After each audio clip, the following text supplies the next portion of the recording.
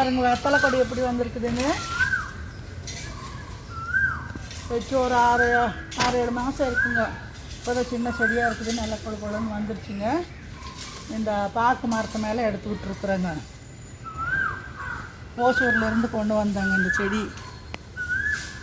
இது ஒரு ஜாதி நல்லா இருக்குதுங்க. காரெல்லாம் ஒன்றும் இல்லை. வாய்க்கு போட்டு 2 வெத்தலை போட்டால் போதுங்க. பாருங்கள் ஒவ்வொரு வெத்தலை எத்தனை அகலம் இருக்குதுங்க.